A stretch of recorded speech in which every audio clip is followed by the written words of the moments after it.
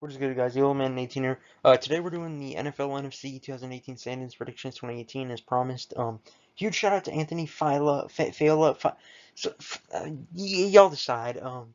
He basically told me about the site, playoffpredictor.com, where you can go type it in and it basically you predict the games through the schedule and it does all the math for you. I'm like, yes, I've been looking for this type of site for years. Thank you to him. I can do a live stream on that site. Thank you guys very much, thank you Anthony Fila, and also thank you all also for watching. Huge shout out to him. Thank you Anthony. Uh, with the F last name. All right, so here we have the NFC South. In fourth place, I got the Buccaneers, simply because no Winston for 4 games. I want to say it's 4 games. It might be six, something like that. And the Bucs aren't that good to be in general. I mean, Mike Evans is a good receiver, but I think I can't remember who they drafted. I know they traded up the seventh pick, but I can't remember. But I have Bucks 3-13. Third, I have the Panthers 7-9, and the reason isn't because they sucked or any of that. It's just they got two good teams in their division that can actually compete for first, Saints and Falcons.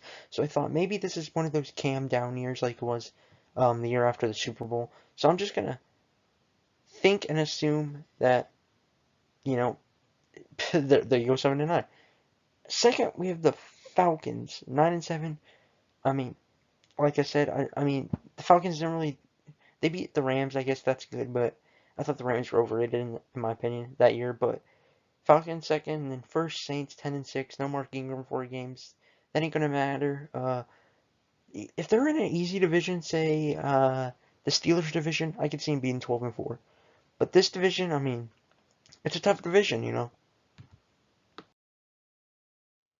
It pains me to say this for this division. Fourth, we have the Cardinals 6-10. Although they don't have that quarterback, they did draft Josh Rosen. Who knows if he's going to be a star or not? They say he's the most ready to start, but right now Sam Bradford's their quarterback. They always put on a fight. I realize that, even though they've never had a quarterback and they've always had, one of the most underrated players in NFL history, one of the best receivers to ever play the game, Fitzgerald. I think they'll go 6-10. They always play the division good.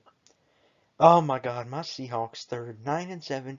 People, I've seen sites where Seattle's ranked the worst team. It's terrible. Keep in mind, Seahawks went 9-7 last year. If we didn't have Blair Walsh and say we re-signed Stephen Hushka, we would have went 12-4. We missed 3 games because of field goals. Blair Walsh. So thank you, Blair Walsh. Go fuck yourself. Anyways, second we have 49ers 11-5. This is the hardest team to predict because Garoppolo's never lost a game in his life. I think he's 7-0. He won three with the Patriots and four with the 49ers. And gosh, everybody last year in the playoffs were just like, damn it, I wish the 49ers should get in because they were ripping everyone up. He tore the Jaguars defense to shreds. I mean, damn. If he if Garoppolo plays like he did last year, they might just go fucking 16-0. Okay, not really. But anyways, first we have the Rams 13-3. To be honest, this would have never happened if it weren't for the offseason they had. Not Aaron Donald, Ndamukong Suh, Aqib Talib, Marcus Peters, probably one of the biggest notes. Brandon Cooks. I mean, what else? I mean, there's probably someone I'm forgetting, but yeah, they come in at first in the NFC West. Next, we have the NFC North.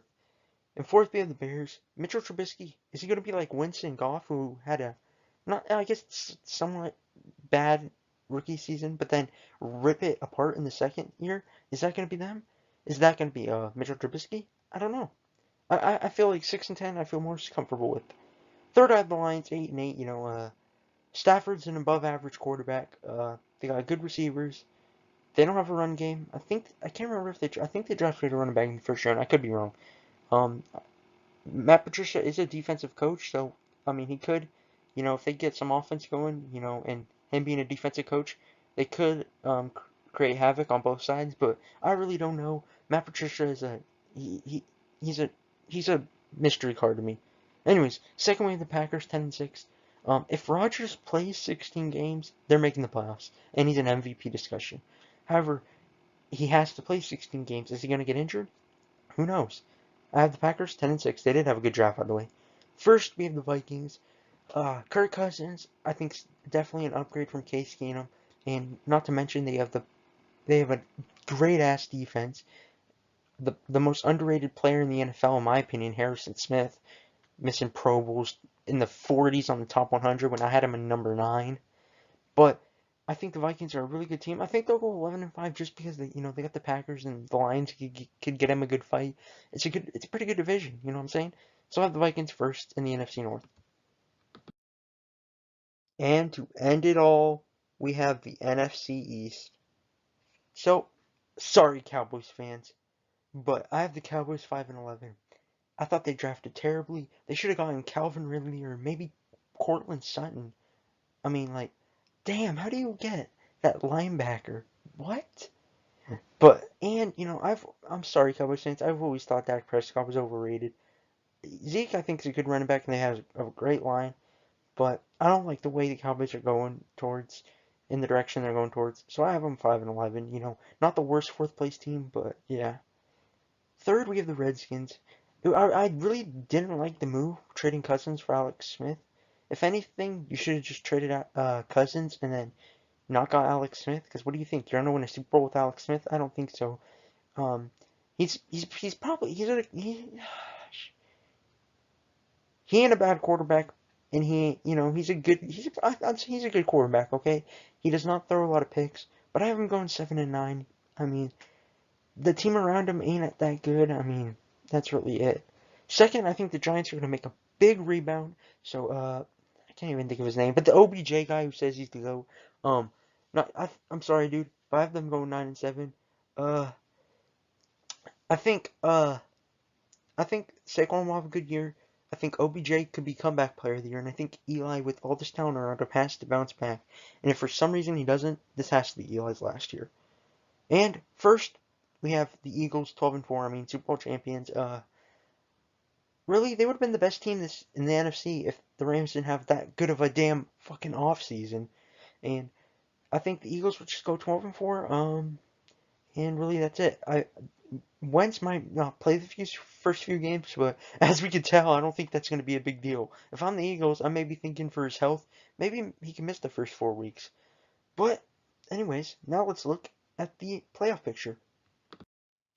Alright, guys. So, NFC playoff picture, we have the Rams as number 1, Eagles 2, Vikings 3, Saints 4, and the wild cards, the 49ers 5, Packers 6. So the first round would look like Packers going to Minnesota and the 49ers going to New Orleans. Anyways, guys, I hope you enjoyed. Please comment down if you think I was wrong or right on anything, or if you'd move anyone higher or lower. But thank you guys. This has been YOLOMan18. Peace. Okay, that was stupid. Bye.